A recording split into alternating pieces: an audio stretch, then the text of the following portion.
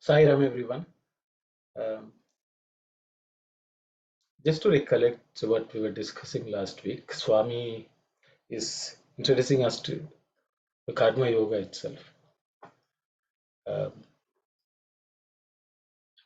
I think we have completed the discussion of whatever we read, but I will ask sisters to continue from where we left off. Please. Sairam. Then Arjuna prayed that that karma may be fully explained to him. Krishna was quite ready to oblige him.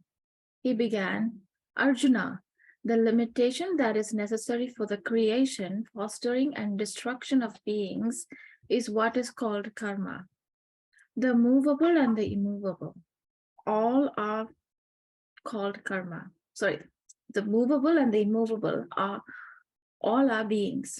Why the very act of the very resolution of creation is karma, the very first, which still activates all everywhere.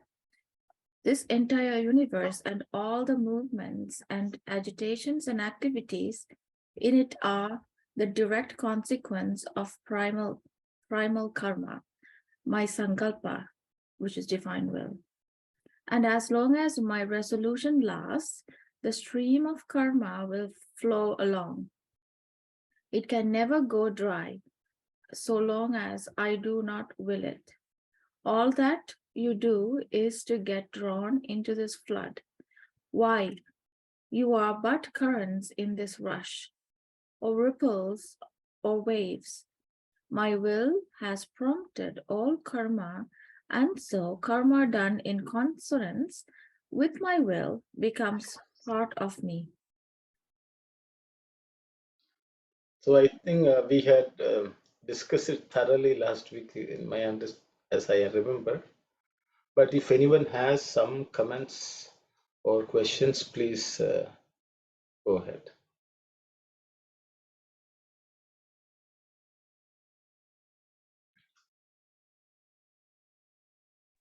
Sai Ram, Sai Ram, this is Aunty. Saku Aunty. Yes. Last week I think Kalyani used a word called a karma. Can you give some definition about a karma? I know about the karma. Yeah. Sai Ram, Aunty. I don't know if there are any other volunteers. I will ask who would like to talk about, because Swami had mentioned akarma, vikarma, karma, and so on. Anyone? Thank you. I have found it. Okay, you found it. Okay. Actions done without desires. Yes. Without any attachment. Yes. Yes. And have an attitude of a witness. Yes. Thank you. Sorry for the delay. No problem, Auntie. Anyone else has something to say? If not, we will move on. I'll ask the sisters to continue.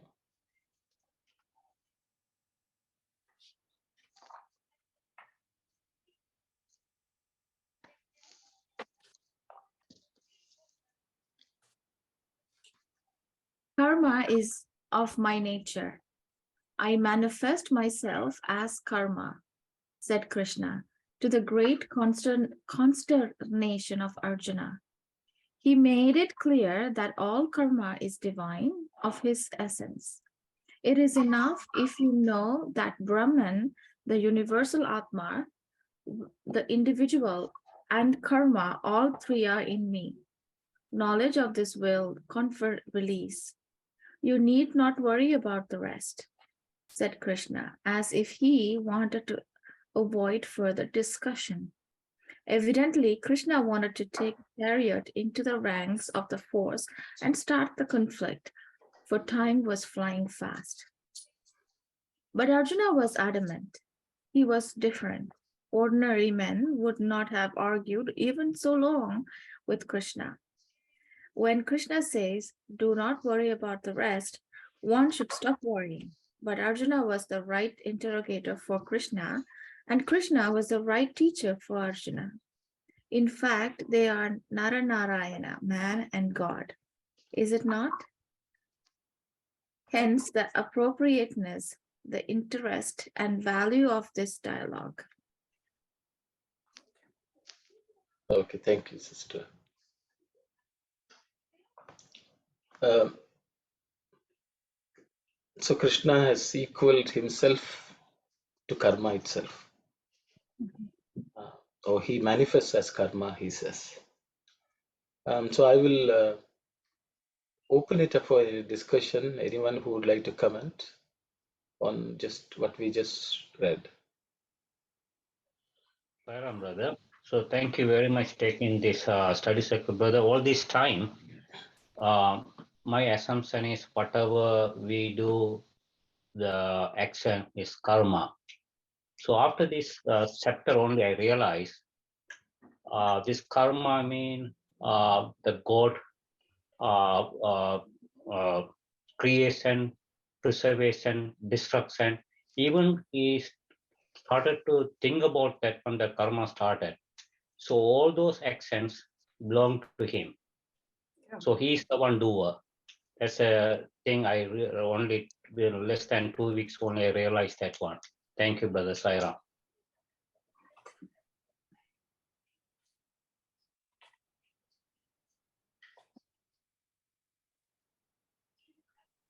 Thanks, brother. Thanks for that.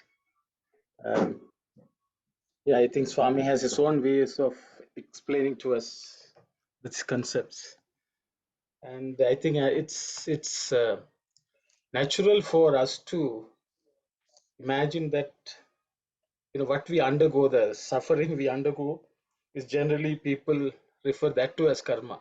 It's all my karma or something like that.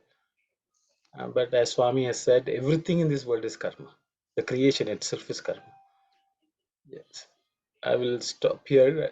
If anyone else would like to share any thoughts, please. Sairamana. Yes, Sairam. So this we had discussed once earlier as well, where Swami has said Tasmai Namaha Karmane, where we bow down to the action or karma itself, because as Swami is saying now that Lord Krishna himself said he has manifested as karma. That is one.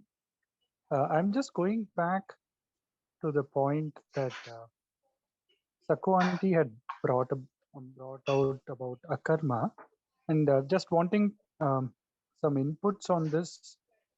One, Swami, we know, like whenever Swami does any action, he's established in akarma and does karma. But at the same time, we have Swami also saying that I have my Vajra Sankalpa for a particular task at hand, whatever thing Bhagawan had to accomplish.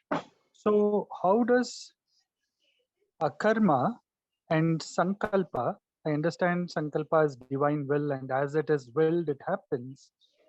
But at the end, when the sankalpa happens, that is also having the expectation of that sankalpa to succeed. So how does that get tied with akarma? Of course, we know that whatever Swami has wanted has been pure, this divine love and all of that.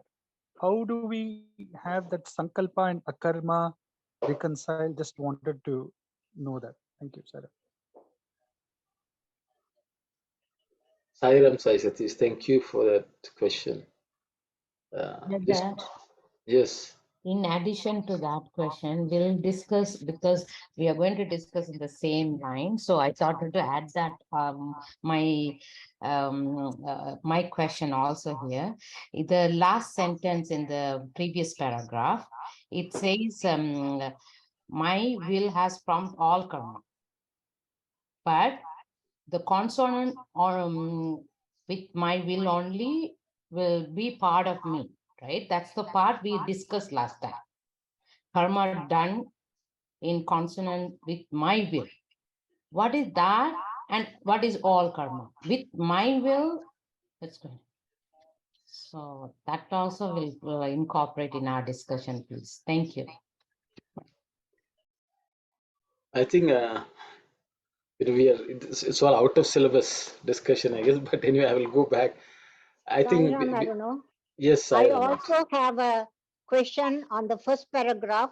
Knowledge of this will confer release. Please explain that sentence to me. Where is that? It's are we going On the back to first paragraph. first No, paragraph? chapter 15.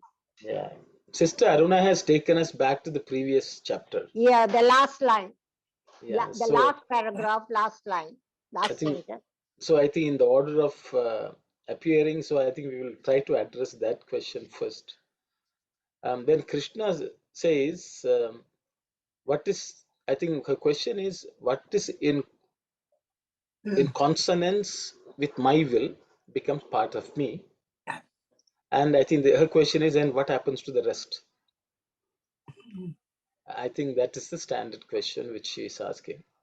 I think we should discuss that. I will ask anyone who would have some insight into this, because I think actually once that is stated, the other questions also should become naturally coming from that.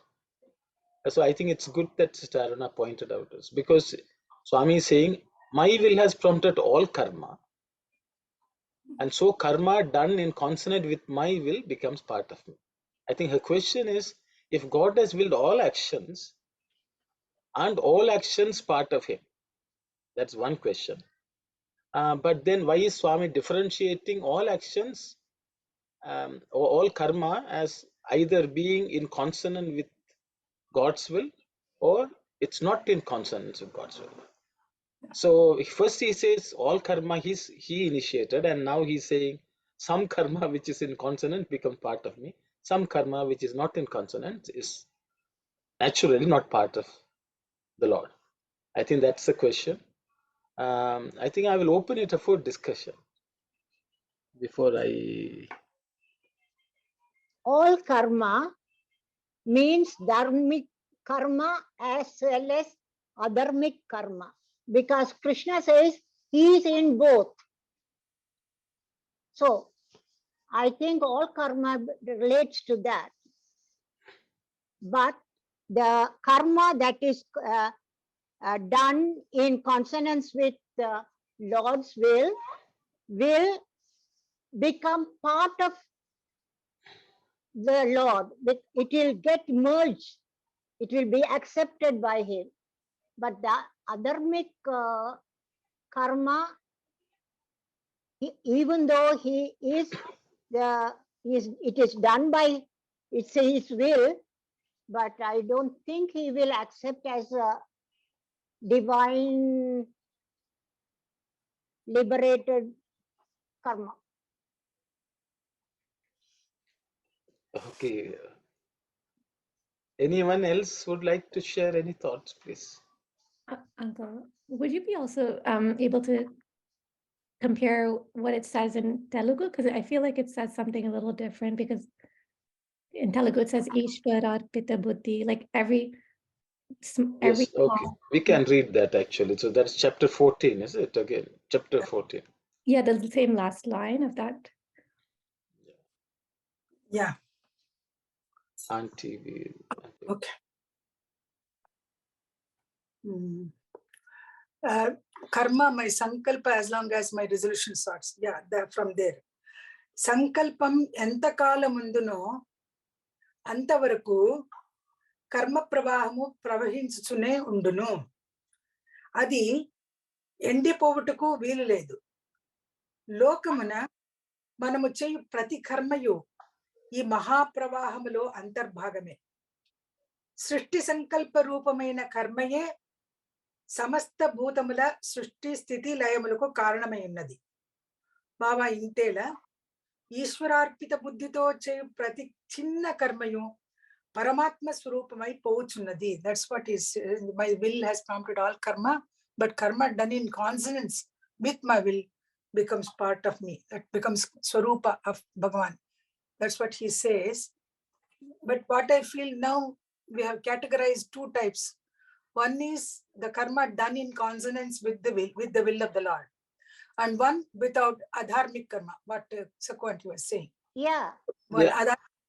so what? Sorry. The auntie, I think Kalyani is pointing out is in the Telugu what Swami says is the creation is the karma which has initiated this flow or flood of karmas, Yeah. and all the karmas which anyone does in this world Is it is one of the is part and parcel of that flow Sankalpa? of karma which originated from the original karma. Yeah. So I think that's why Kalyani is saying my will has prompted all karma. I think she's trying to differentiate and say Yeah. what Swami is saying is the initial creation is my will, my sankalpa. As long as that sankalpa lasts, the karma pravaham will continue on. Yeah. And all acts, all karmas done in this world by anything is part of that flow of flood of karma pravaham, the flow of karma. I think that's what Swami has said. So the original cause is the creation. So that has set in motion a series of karmas in this world. And even any individual karma, anything anyone performs in this world will become part of that flow. So I think that when we say my will has prompted means all these karmas happen because of the original sankalpa of the Lord to create this world. Now, Aruna's question was, what will happen to the other part of the karma, which is not in consonance with the Lord's will? Yeah, her question is in this flow of karmas, there are so many karmas, but Swami is saying only those karmas which are in consonant with his original will become part of him. The rest he has said nothing about. So I think what will happen to the rest? I feel the question. That karma which is not in consonance with his will have two types. One is punya karma and papa karma.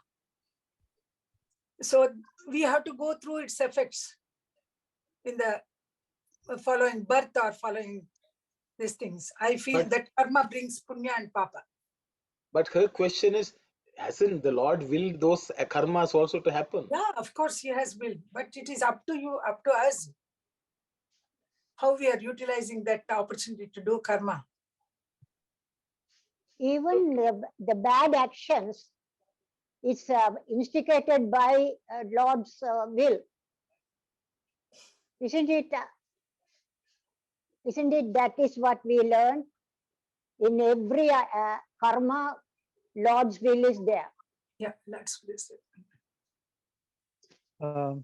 Yeah, just adding to this So the discussion, question or the answer, Sai Satish?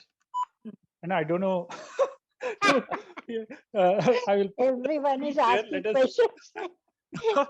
No, I'll put it for the answer only, Anna. So we say that not even a blade of grass moves without his will. So when we say that part, let us take the example of what happened in the case of Hiranyakashpu, Hiranyaksha, Ravana, Kumbhakarna, Shishupala, Dantavakra. Everything was designed. So that part of where they had to play that role of each of this, we know that they were Jaya and Vijaya serving the Lord, and they got cursed by the Brahma Manasa Putras. And then on account of it, they chose with the God's will, they chose to be the enemies of the Lord for 3 births and come back quickly rather than stay as devotees for 7 births and delay in their coming back to the Lord. So I'm just using that analogy to say that nothing can happen without the divine will. And so everything is in consonance with that. But when we go into good or bad, because when we look at the realm of the Atman, it is only one. Only when we step down to the level of the mind does it become two, where good and bad exists, right and wrong exists, happiness and sorrow exists. So when the Lord is talking about that will which which has set the universe into motion and all of that, that is that Paramatman, out of whom from the one it became two. So when it becomes two, all of these other things of good karma, bad karma, and all of that remains. But when you see at the level of one, it is just that fundamental cause, that causeless cause that created this universe. Sairam. So, Sairam, brother. Yes, brother. Please go ahead. So the God is created everything. So he has to take all the karmas, all the actions and everything. If we take a plant or if we take a tree, if we cut the tree without any reason, then you have some attachment or your words, thoughts, deeds are not good. Then you are taking the fruits, then you have to go through the consequence. So if we take a flame, that also God. So flame is very useful for us. But if we use that for your own purpose, and if you want to take the fruit of the action for you, you have to go through the karma. Otherwise, if you leave it, you are an actor, God is the director. If you believe on that one, if you do your duty properly, everything goes to the God. That is my understanding. Thank you, brother. Thank you very much, Brother Dasan. Does anyone else have something to say? Uncle, can you just one line in the Telugu? It says, Lokamuna manamucheyu prati karmayu e mahapravahamulo antarbhagame. What does antarbhagame mean? Antarbhagame means it's part and parcel of that. Integral part of this thing. Integral part? Yeah. Integral part. Yeah. So when I think of the word integral, it seems to me important. So every single small act is important for that pravaham. Is that what it's saying? Or yeah, no, yeah, Ishwararpita buddhito. The karma which you do with the offering to the Lord, Ishwararpita buddhi. That is it is God's work I am doing. It's God's act. This thing I am doing. When you do even a smallest karma, that becomes Paramatma Swarupa. It becomes the Swarupa of Bhagawan. That's what he said, becomes part of me. I think, Auntie, what Kalyani is trying to ask is, Lokamuna manamu cheyi prati karma yu ee mahapravamulo antarbhagame. So she says, if whatever each of us do, if it is part of that pravaham, does it mean that it's an important part of it? I think is it a significant part of it, is what she is asking. Am I right, Kalyani? Yes, Is that the question? Yeah. So she's asking if it's antarbhagame means, does it means an important aspect of this creation, is the question she's asking. I know. When he says part and part of the pravaha, so everything is included in it, isn't that? Yes, that's why I think the translation says, why you are but currents in this rush or ripples or waves. That's the way it has been translated. Yeah.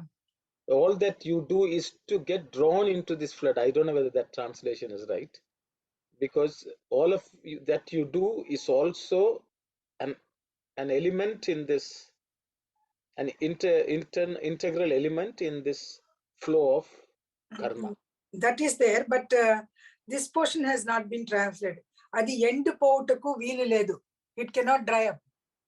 Yeah, that is the karma. That is the karma. No, that it can never go dry as long as I do not will it. Yeah, that's the way they have translated. But Swami's, I think what she is asking important, what is important, what is unimportant here. When Swami, so she's asking, whatever we do, are they important in the flow of karma? I think that's the question. Important part. That's the question she's asking. Kalyani, when you say important, what would you like to understand? What? Because I feel like there's a difference between if Swami just said, oh, like every karma you do is a part of this flow of karma. That I understand. That makes sense. But then why is he saying it's an integral part? See, antarbhagam antar means multiple meanings. So antar means in this case it is also inner. Inner is one meaning, but here it is is not necessarily an important part. It also constitutes that. Okay, okay. So Part of it. Integral part. And we said integral. He said it. okay. So it's just like a part. I can just say it's a part. The part I is think so. like don't- Antarbhaga means it's an inner part, inner element. Inner Something which what it means is it is within. It is not without. Okay. Okay, it is inside it, not outside it. Okay, okay. Okay, I think that's the way I would take it. It's a part which is inside that flow of flood. Okay, I Okay. think that's the way to look at it. just like a ripple, just like a wave or a wish, a rush. It's all part of a flow, So Yeah, it's So no included. matter no matter how bad the karma is, no matter how evil it may be, it's still within that flow. that. But for the evil karma, we'll have to go through the consequences. That's Right. all. Yeah. It's up to us. No, even for the Auntie, good one, the ill karma is the akarma, maybe. Where is it? Yeah, karma. We have gone to akarmas. Oh, akarma. That is karma, illa, the akarma. Sai Satish was asking that question, I think.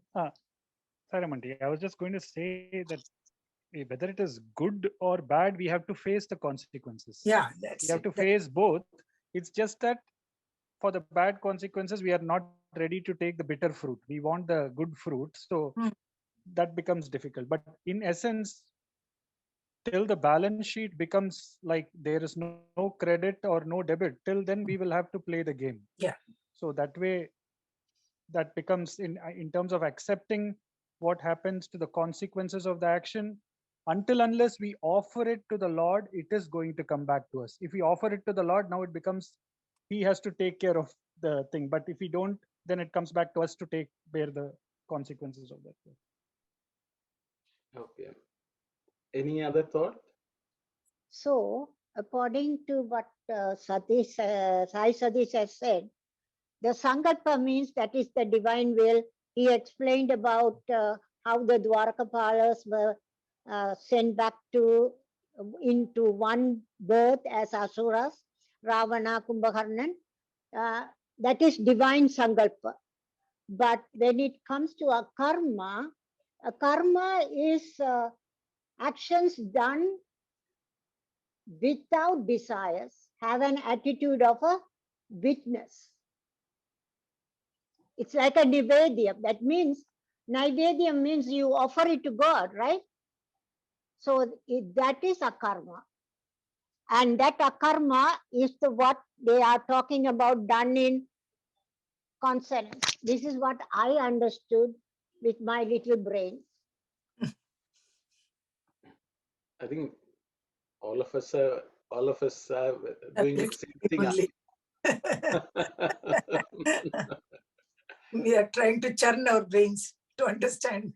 So I will attempt now. I will attempt based on all the inputs. Actually, all of you have given some insight, so I will just share it. See, I think all the karma which happens in this world is initiated by creation. When the God created, everything had set in motion.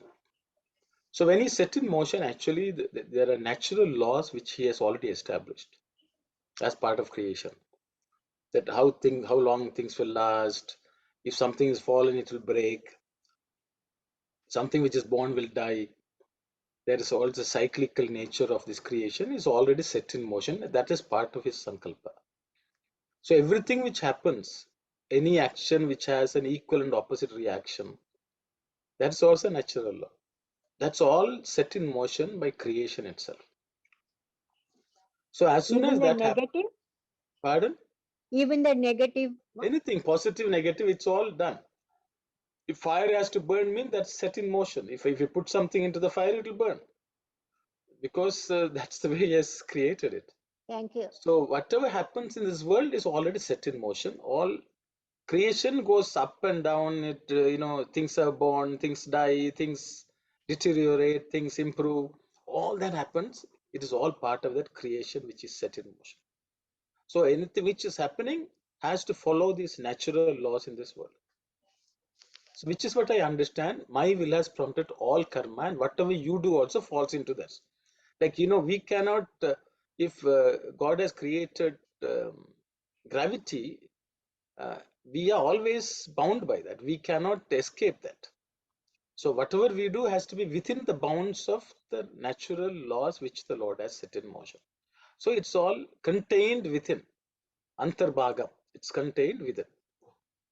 Then he says, karma done in consonance with my will becomes part of me. I think that's where, so the question comes is, so whatever is not in consonant with my will is not part of me. Is that what the Lord is saying is the question. The reality is, see, in this world, there is something called Maya.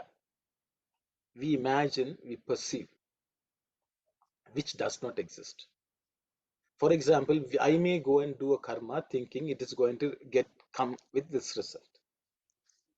The result as well as my thing actually is, there's an imagination in my part, which is out of delusion. I think I can achieve something else which I want. This is where our desire comes into play, because we want to carve out something for our own soul enjoyment.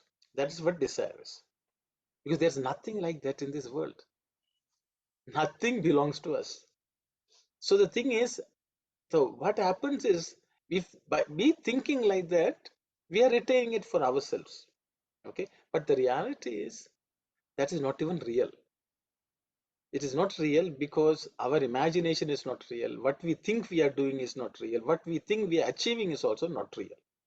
So whatever is real is only God. So as soon as when will you do Ishvara Arpita Buddhi, means you will know that what the person who is offering is also God. The process of offering is also God.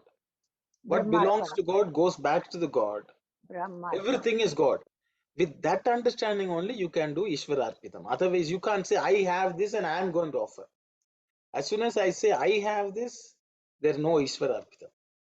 So the thing is, the Ishvara Arpita Buddhi knows that God is the action, God is the source, God is the end. Whatever we do like that, we are doing with the right thinking, with the awareness that it's God. So Brahma Karma, Brahmaiva Tena Gantavyam, Brahma Karma Samadhina. This is what Swami is explaining. Brahmaiva Tena Gantavyam. Whatever, Brahma Karma Brahma Karma Samadhina, with some, in a state of Samadhi. Whatever Brahma Karma we do, all that will reach Brahmaiva Tena Gantavyam. They will all reach the Brahman. So that means Ishvararpa Buddhi recognizes that I do not exist separate from God. I am not separate from Brahman. I am not this body. With those thoughts, anything you do is part of the Pravaham. Even if you may do what normally other people do, no difference.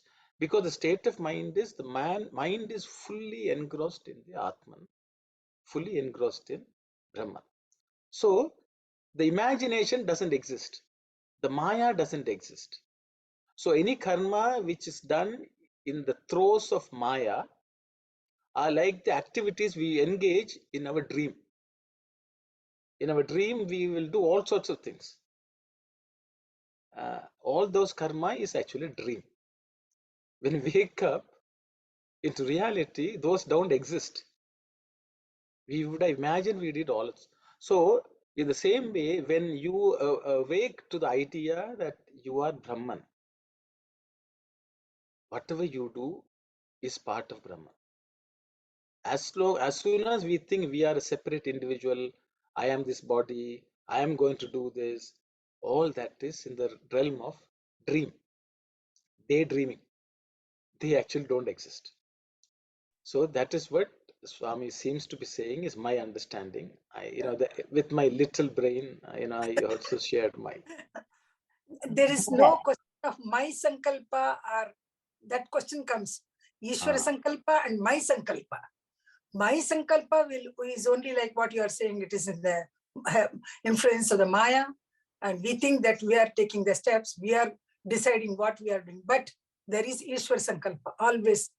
It overwhelms all of us. I think that's because even in whatever we are doing, the Ishvara Sankalpa is also in operation, and that part of it is part of the Ishvara Sankalpa. But what we imagine on top of that Ishvara Sankalpa which is happening doesn't exist, because it's only exists in our own imagination. I Yes. hope. Yes, Sister yes, Aruna. brother, that's now clear, because anything that we do, we think that is happening with God's will. If you keep that in mind, everything you do and happening to you too, that both goes to the consonant with God, then it's going to be part of it. Good. Thank you so much. Okay. Yeah. Then everything, so as long as God is supposed to be in your every time in your mind, in every action, then it will come as then the karma is God. Yeah, thank you, Sarah. Ultimately, we should all study that Brahmarpanam mantram very well. Yeah. Brahmarpanam, Brahmahavir, Brahmaknau, Brahmana Kutam. Everything is Brahman. The Arpanam is Brahman, the person who is offering is Brahman, the person who is receiving is Brahman, the process of offering is also Brahman. If that happens, everything is God. So in the previous chapter, what Swami was trying to tell, Brahma, Adhyatma and Karma, these three he was trying to explain to us. Brahma, then he went into in detail, Sat, Chit, Ananda, he went in detail about Brahma. That is Apara Prakriti, he was saying, Akshara Brahma.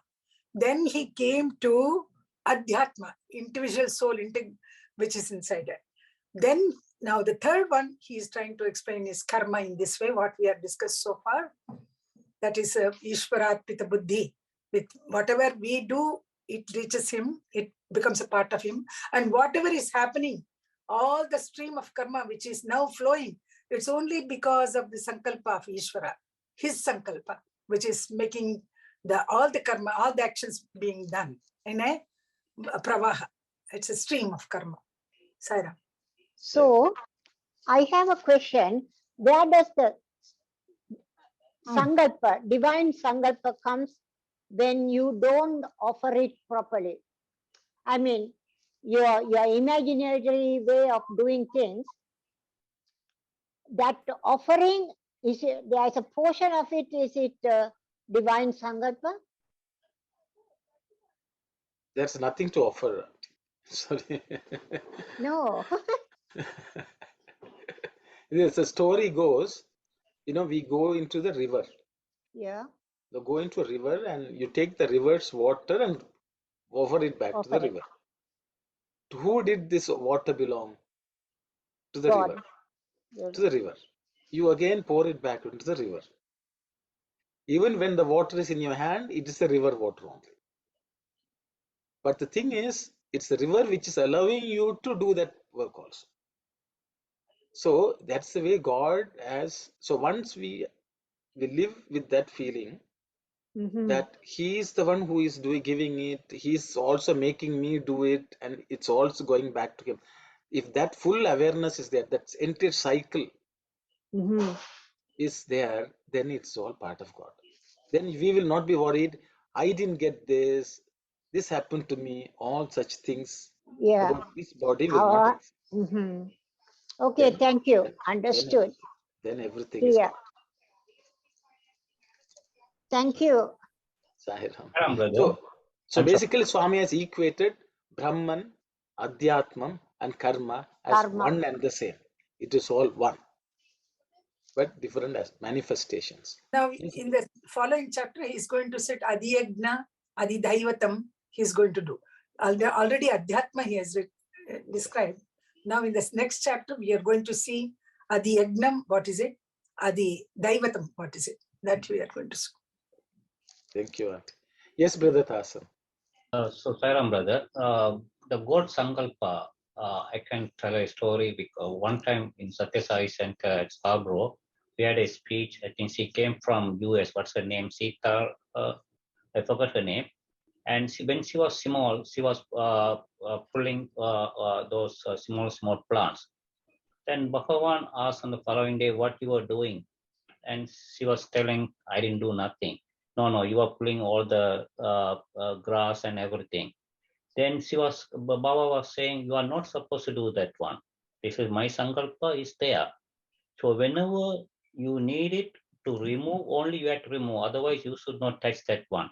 Then she said, in US, we cut the grass. So that is look like you are giving a hair cutting.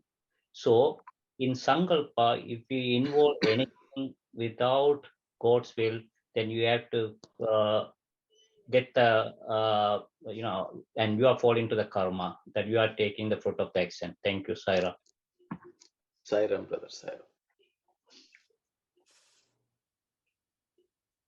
Shall we move on to, I think, Yeah, we should. So we now, read this part already. Yeah. yeah, we read it already. I think now we will that. I don't know whether Sai Satish will explain the question or the answer to his question. Akarma. I don't know the pravaham, Anna. Pravaham. So you can explain. Did you reach the answer for the akarma part or? No, it would be better if you tell, because Yeah. Okay. So the thing is, in the word akarma, karma is already contained. Antarbhagam.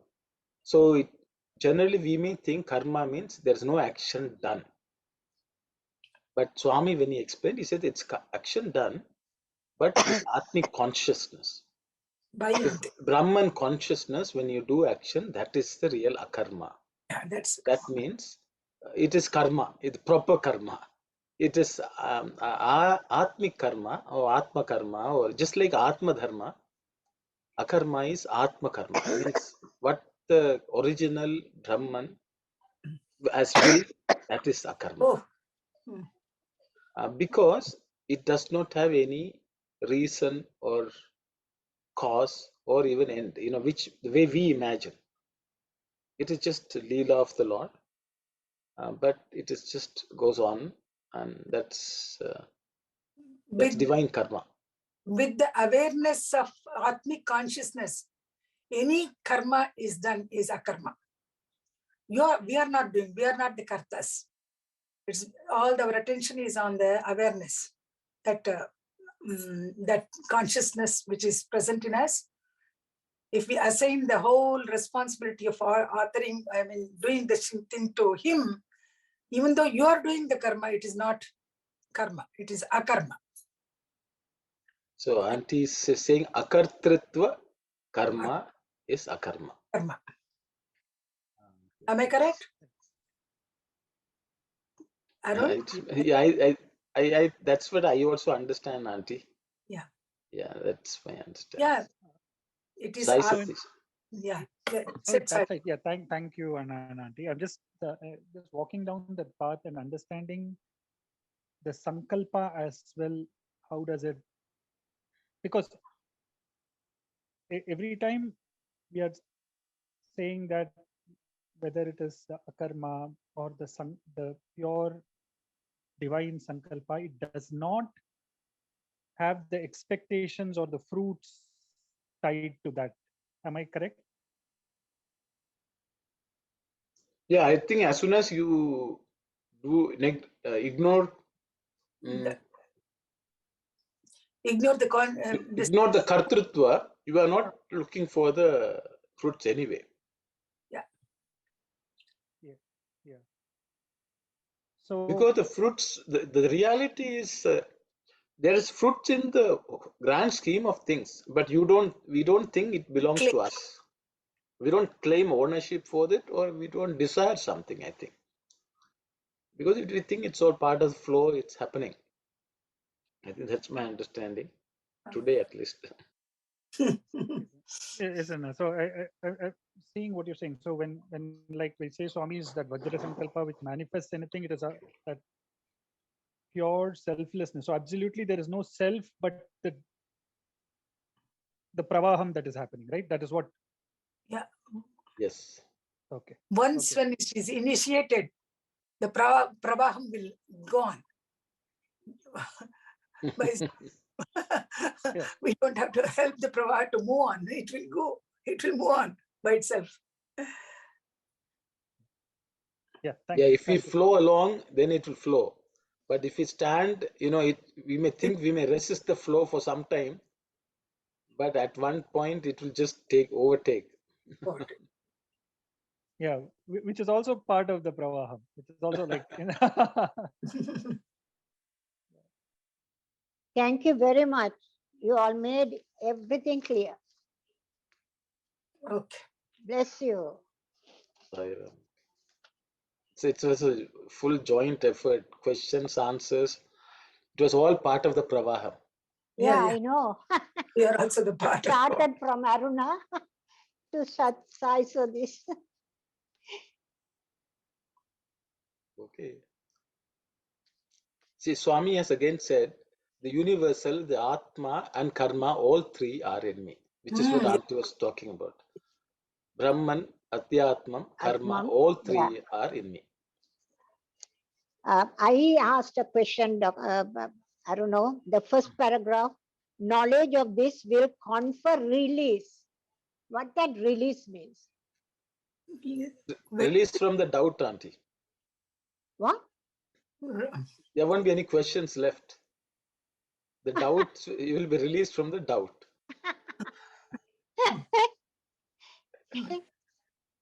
Because once we know that God is everything, you will not feel bound by anything. Okay. Because you are within the Lord. Whatever is happening, whatever you experience is God. And in the end also it will be God. So we will not think that we are bound. It's ultimately a state of mind. Bondage is a state of mind.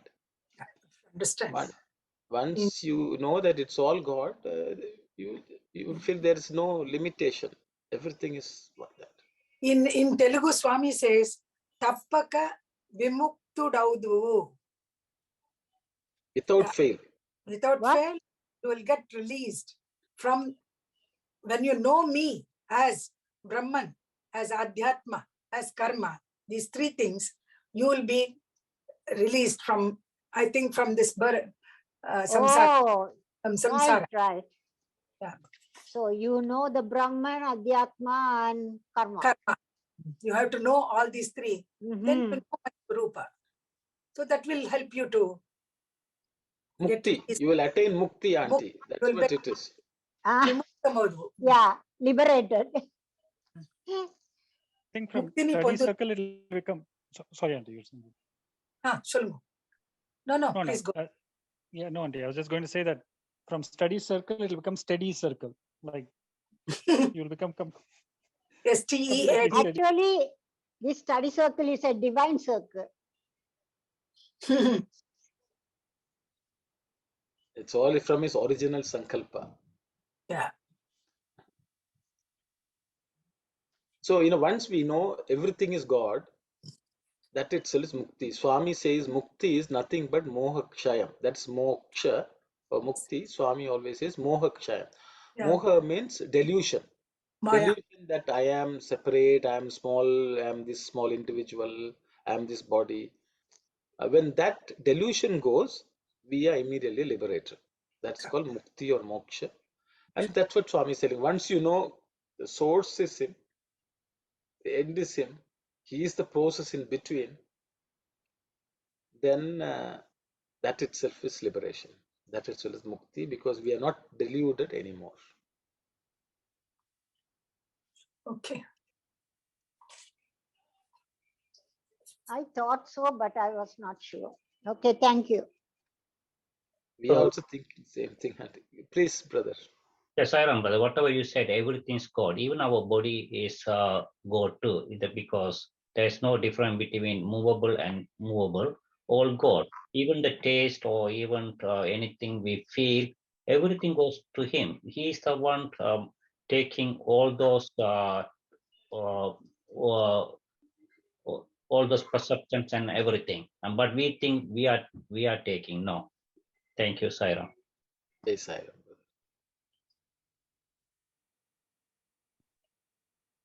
Oh, Sairam.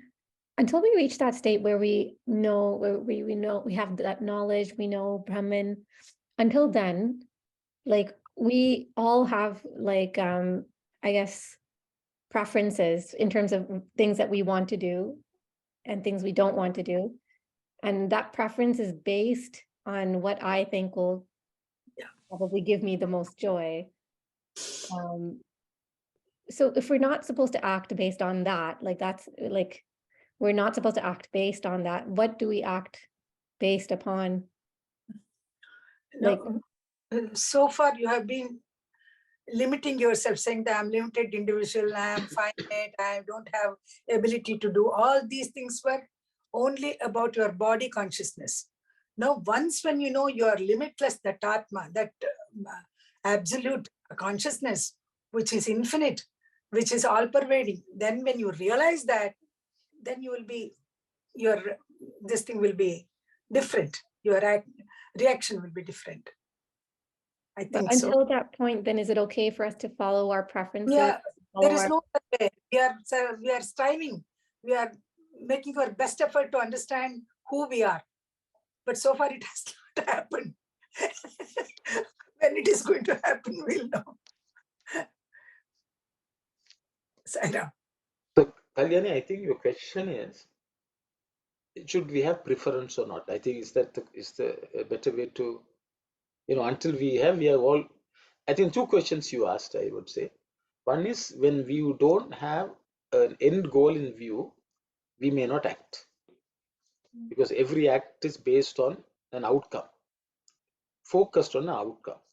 Okay, if we remove the outcome, which is the fruits of action, then would we make effort? I think that's the question you're asking. Okay, so now, okay, today I get up and say I'm not going to wish for anything, I'm not going to act. Then what happens is the question you ask.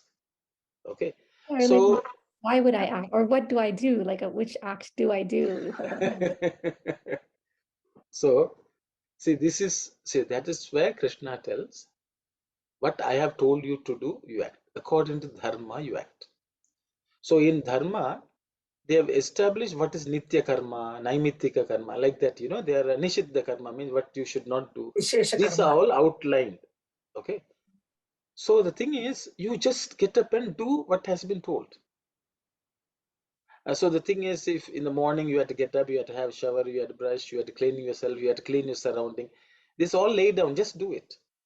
Okay. If there's a child, the child is hungry, if you give feed. If you're a mother, you should feed the child. You should make sure that they study. All these are already outlined. So whatever we have to do in our life, dharma has already told what we have to do.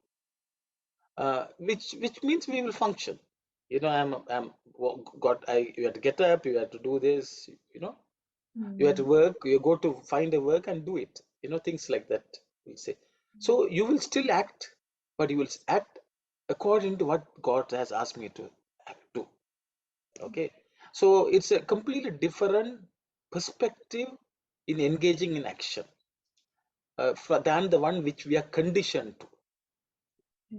Okay, he will say, you have to, as a farmer, you have to grow crops. Okay, why do you grow crops? Not to make profit, not to, it is because this is part of my duty as a farmer to cultivate, so that not only me, everyone around also will benefit from it. So the state of mind in engaging action will change, but you will still perform the actions. It will not be based on what is there for the individual me. It will not be. You will just do and just share everything with the world, and you will take your part of the share also. Consume, so that you consume only so that you sustain the body. So action does not have to have motivation of an outcome caused by. Action should come, this is what God wants me to do. So but still the action is the same. So we just change the way we think about what we are doing is what matters. Okay, that's the way I understand. I will open it up for others to share. Sairam, brother. You know, when we say action, karma, we always think we are moving around. Even sometime to keeping quiet also an action. That's how I feel it. So don't do it that and contemplating on that's something for you to relax and see, contemplate on God also is an action. So Appa, anything, action, feeling, experience, if you have it, the God consciousness, that I think you can do with that anything. That's how I will look at it. That's a feeling, action. So you're not doing anything at that time, you don't think it's a waste of time. That you take it up with the God to connect or do something with your own thing, also is a karma. That's how I look at it. Not just moving things as karma. Thank you, Saira. Physically, you may not be active, but your mind is contemplating. So that's karma. Why are you laughing? But the karma happens with your words, thoughts, and deeds, right? All three contribute. Thank you, Saira. Arun, may I Yes, know what? I laughed because sister said even if you're not doing anything, it's also action. But as you have pointed out, when you're not doing, you have already thought about it. That itself is an action. So at no point are we not acting. We even just breathing itself is an action. Everything is being acted. Every moment, every second of our life is That is the creation and sankalpa. action is going on, whether you want. So I think going back to Kalyani's question, um, I think one of the thing is we will minimize worldly activities. That's what will happen as a result of this. We will do the basic minimum as far as world is concerned, but our actions will be even those will be the rest of the time. There's enough time for contemplation, learning more. All that will also happen when this external motivation, conditioned by the world, doesn't propel us to act. Just adding to what you were saying, Anna, like, so it is said that paropakarartham idam shariram. So the whole purpose of the human body is for the service of others, service of society. And if we see how the trees are, how the rivers are, we learn, or like for the cow for that matter, like the way they give their fruits or milk or water, everything is for the others as such. So in that context, like when Anna was saying about the outcome, every time the action is done is to come out from the outcome. So if you are able to come out from the outcome and do it totally in that selfless spirit, then that Ishwara Arpita Buddhi and all of that becoming part of the Pravaham, everything comes into line. Everything happens, but it is, we look at the other side more than what is it in it for me to what is it for The society. others or God, or yeah, how it goes back to God. Yeah. Thank you, Sarah. Sairam, just I want to add one more thing.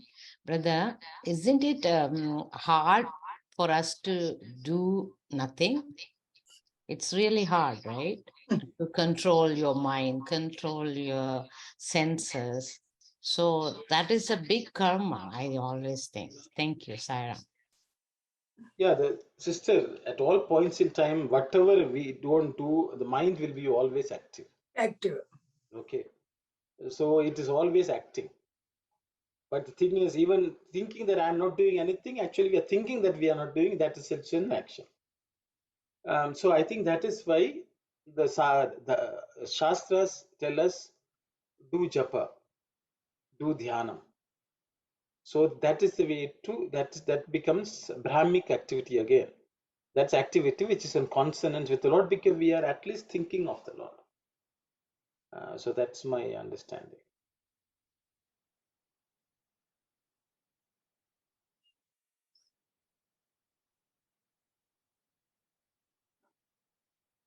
Does anyone has anything else discuss? Can we just go through the Telugu too for this? Yes, yes. You want me? Sairam. Sairam. You want me to read from the beginning or? Yes, auntie. Bhava karma na swarupame. You want to translate it? Yes, auntie. Brother-in-law, karma is my swarupa, real form. నేనే కర్మ స్వరూపముతో గోచరించుచున్నాను. I manifest myself. I manifest myself as karma. As karma. అని కృష్ణ పరమాత్మ విభ్రాంతి చెందునటుల తెలిపెను. So Krishna explained, removing all doubts, auntie. అలా విభ్రాంతి చెందునటుల తెలిపెను. అర్జున కృష్ణ పరమాత్మ విభ్రాంతి అనగా కర్మ కూడా తన స్వరూపమేనే స్పష్టపరిచెను. So that means he told in a way to clarify himself about karma. Karma, yes. I don't know. పరమాత్మ కృష్ణ పరమాత్మ విభ్రాంతి చెందునటుల. Bhranti vibranti. In the it says that he said this to the great consternation of Arjuna, as if Arjuna was made it clear that all karma is doing. That's what I think he said. Yeah, I think because of the use of word consternation. Yeah, is my understanding is that Arjuna was like confused, or he was in a confusion when he heard this. To the great consternation of Arjuna. Krishna, Arjuna is in a great confusion, you can call it. He was overwhelmed by Bhranti is delusion, right? Bhranti is delusion. So Krishna anaga karma kuda tana swarupamane spashtaparichenu. Tarvata Arjuna Brahma Adhyatmam Karmam ee moodintini na swarupamani telusuko. So he told in a way, Arjuna was surprised to hear something like that. Okay. Yeah, something. To the surprise of Arjuna, Krishna made that statement. I think that's the way to. Okay. Yeah. దీనికి తెలుసుకున్నా చాలును, తప్పక విముక్తుడవుదువు. If you just know it, that's enough. You will automatically become liberated. ముక్తిని పొందుదువు. You will attain ముక్తి, liberation, mukti. ఇక మిగిలిన వాటితో అవసరము లేదు. There's no need for the rest. Just to bother about అని తప్పించుకున్నాడు. So saying Krishna wanted to just escape. ఎందుకు తప్పించుకున్నాడు? Why did he escape? కాలము తక్కువ, ముందు చేయవలసిన కర్మం ఎక్కువ. The time is limited. There's so much to be done. అందుకై త్వరగా ముందుకు రథమును సాగించవలెనని ఉత్సాహమే కృష్ణునకు. So Krishna was interested in progressing fast. అయితే అర్జునుడు వదలువాడు కాదు. He was not. Arjuna is not a person who just leaves things. సామాన్య మానవులై ఉండిన ఇంతకాలము కూడాను కృష్ణ పరమాత్మతో వాదించి ఉండరు. If they're common man, they would not have even argued with Krishna all this time. కృష్ణునకు తగినవాడు అర్జునుడు. Arjuna matches Krishna. అర్జునికి తగినవాడు కృష్ణుడు. Krishna matches Arjuna. They're equal to, they are వీరిద్దరు నరనారాయణులు. They are the Nara-Narayana. కనుక అది వారిద్దరికే చెల్లును. So it is appropriate for them. అన్యులకు అసాధ్యము. It's impossible for the others. I think that's it. What is only appropriate for them, like this whole conversation? It only relates to them. This ability to talk to each other in this manner, I think. Only Nara Narayana could do that, not anybody else. Arjuna and Krishna could do that because both are equal. He is the right teacher, he is the right student, right person to talk to.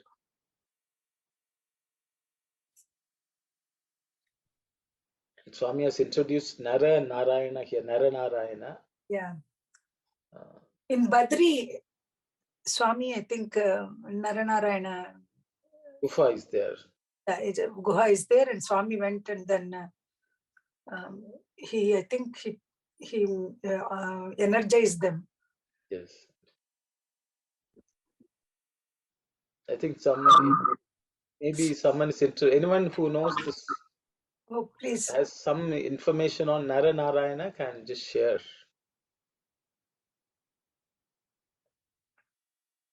I think it's So, stories. so what Auntie was saying, of course, is that Narnarayana Gufa Ashram and what Swami had energized. But in the context of Narayana, there are so many stories that go as part of the Narayana. One such story is about Sahasra Kavacha, where this demon, he has 1,000 armors.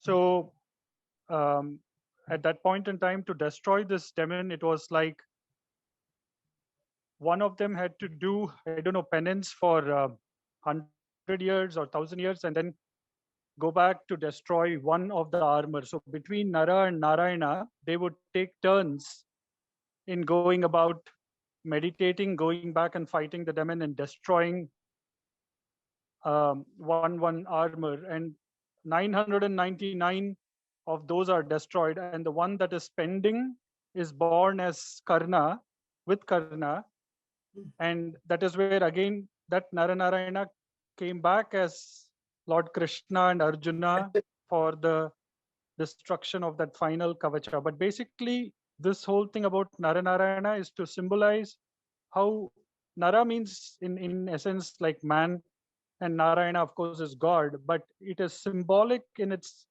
representation of how man's love for God, or if you say mankind's love for God and God's love for the humankind as such in its entirety. And that relationship has gone on for births together, which gets reflected even when avatars come down. That is the symbolic part of it, but of course there are many stories tied to it. Sarah.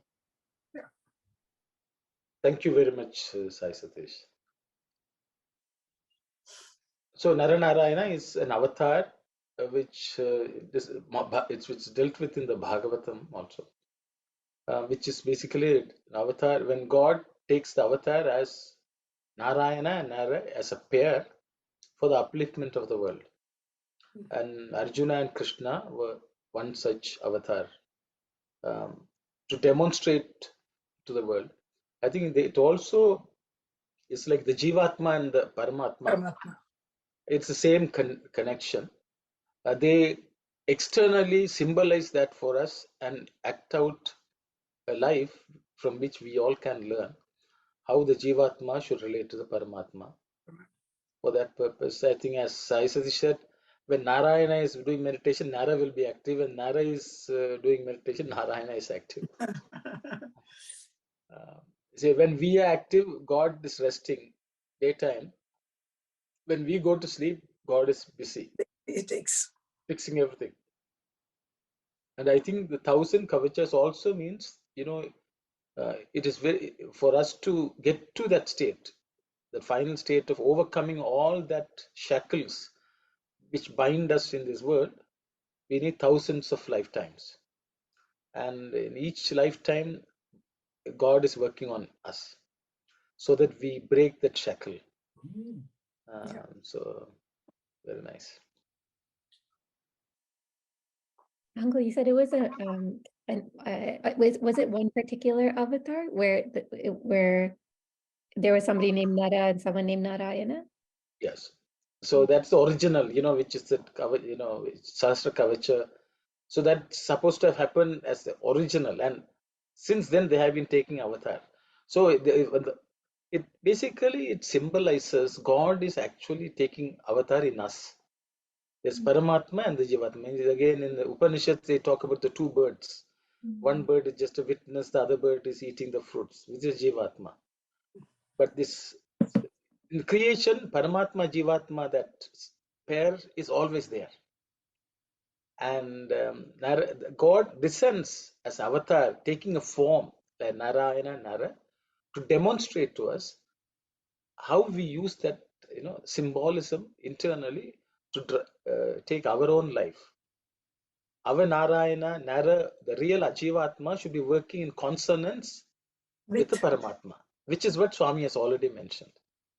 So to demonstrate that, once you have that pair, you are continuously conversing and talking to each other and working together. So the Jivatma has to take all orders from the Paramatma.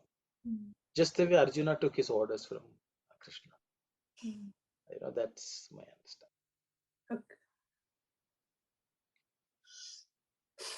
Anna, there's that prayer, I think the wing with you, the bird with me, that I'm just trying to relate to that prayer where it shows that synergy that is happening between Nara and Narayana.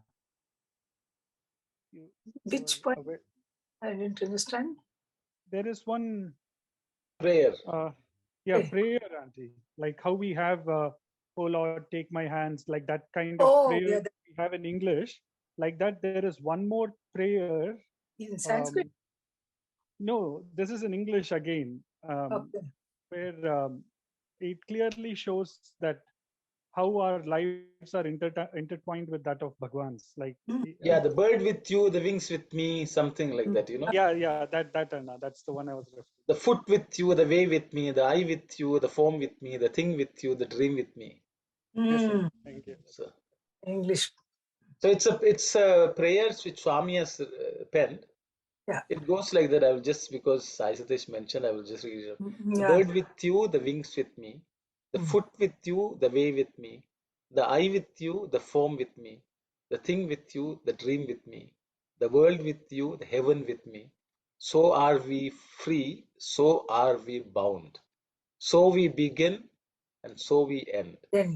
You in me and I in you. So that's a prayer. That is Naranarayana. Yeah, beautiful prayer. Swami has his own way of, explaining some of this. It's just so beautiful. Brother, where can I find that prayer? Please? Yeah, where can we find it? Just search. What is under what name we can search it, please? You just search the bird with the bird with me, the wings with you. Yes. Okay. Google. Okay, good. Thank you. Brother. So what we studied today, then karma is God. So then we learned that body is also God. Yeah. That we say beauty is God. Thank you. So just search, anyone who wants can search bird with you, the wings with me. Yeah, that will come up. You will automatically get it. Okay, thank you, brother. Brother, we learned before Arjuna is a representative, the human, right? But here there's a word was used, the Arjuna was different from ordinary men. Okay, so we have to become like a Arjuna. That's what this means. Okay, ordinary men, they are different, but they have to lift up to the Arjuna's level. Yeah. Thank you. Swami. You please go ahead. Arun. No, please go ahead. Sorry. No, please go. No, I just wanted to mention that Swami has already described in chapter 1, 2, 3 why Arjuna was different.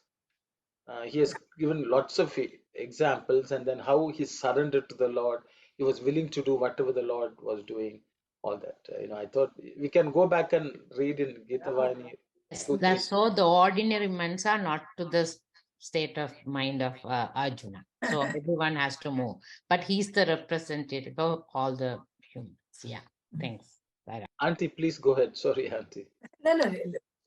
Arjuna occupied a special relationship. It had a relationship with the Lord. So that kind of relationship, if we want to maintain, that we have to raise to that level. He was not an ordinary person, as already mentioned by Harun. He was chosen by the Lord. He was chosen by the Lord for the Geetha to be given to him. And he surrendered himself completely. That was one thing. So a complete surrender to the Lord made him a deserved candidate for Geetha. And he was chosen by the Lord, and he always chose the Lord. Like when even they had to go to choose the Narayani Sena versus Narayana, that is Krishna, he chose every time. In fact, there's a story of how Hanuman had every hair on every part of his body chanting Lord Rama's name. Even in the case of Arjuna, there is a story where Lord Krishna shows that to Rukmini Devi, because every time she says, every time, why do you keep thinking of Arjuna so much? And then Lord Krishna, there's an instance where he shows how, when after his bath, when Arjuna comes and he's lying down, and in fact Draupadi is supposed to be drying his hair, Lord Krishna moves Draupadi aside and he gets Rukmini Devi there, and he bangs 2 strands of Arjuna's hair, and it keeps chanting Krishna, Krishna, Krishna. That is the kind of devotion that Arjuna had, or love that Arjuna had, which obviously the Lord also reciprocated, and making him the worthy instrument, in addition to several other qualifications that Arjuna had. Yeah. Thank you, Sai Satish.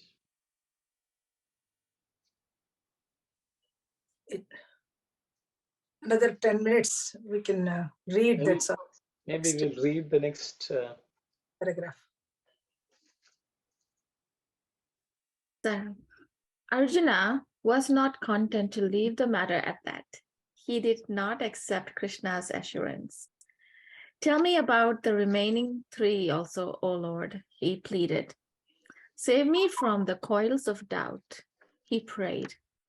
Destroy the darkness and reveal to me your reality, he insisted. At this, Krishna melted a little. He fondly stroked Arjuna's back and replied, do not grieve. I shall tell you all. Adibhutam, about which I mentioned, is not such a formidable tangle. It is something quiet within the reach of all. Everything that declines and dies, everything that has rupa and nama, form and name, is included in Adibhutam. To put it in other words, Adibhutam is apara prakriti. Apara prakriti.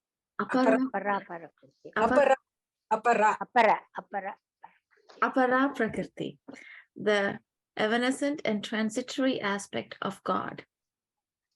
All these embodied things on this side and on the other and everywhere are Adibhutam. In spite of this, they are not different from me, said Krishna, posing meaningfully. He did not continue the exposition. The ways of the Lord are known only to him. No one else can make out their meaning and purpose. Attempting to unravel them is a fruitless task. Thank you, sister.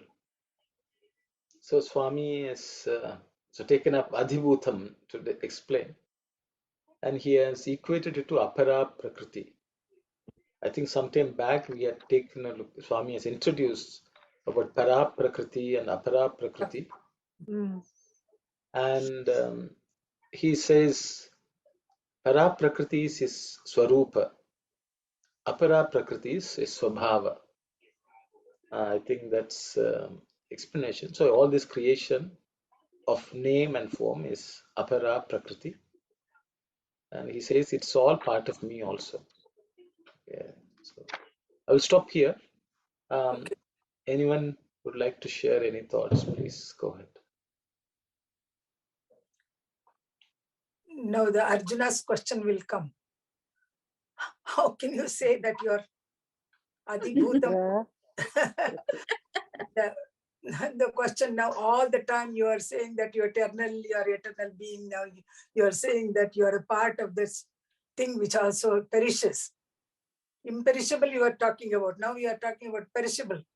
How can it be possible? That is the question now Arjuna is going to ask. Saira. Saira.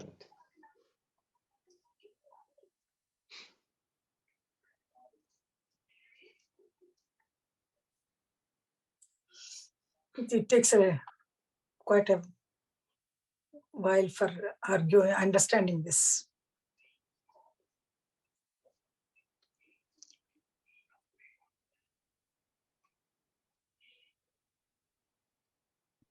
Could we go through the Telugu too? Okay.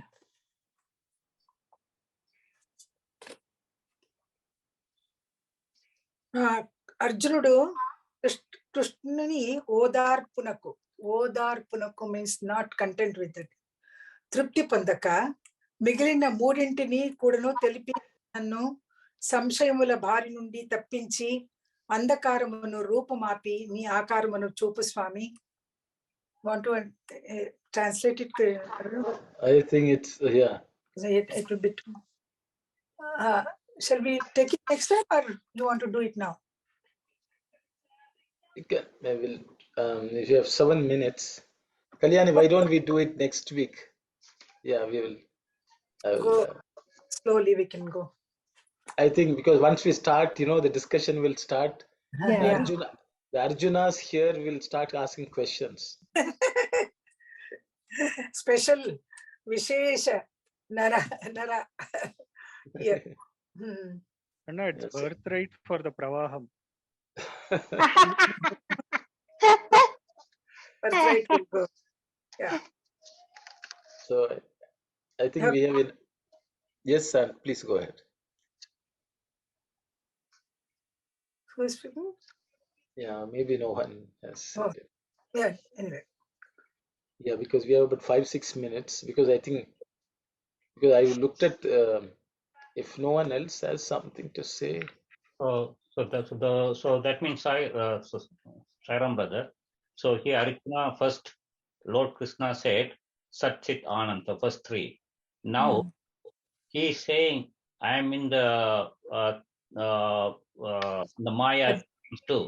That means any movable, immovable, subject to decay, and those one also I am there. So you cannot differentiate. Thank you. Thank you, brother.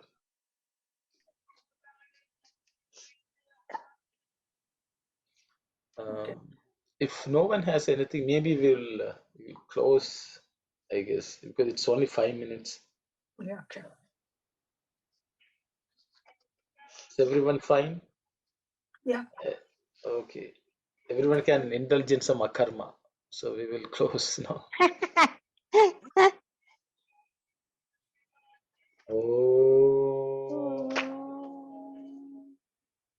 Samastaloka sukhino bhavantu. Samastaloka sukhino bhavantu. Samastaloka sukhino bhavantu. Om Shanti Shanti Shanti. Hari Om. Jai Sai Ram. Jai Sai Ram. Jai Sai Ram.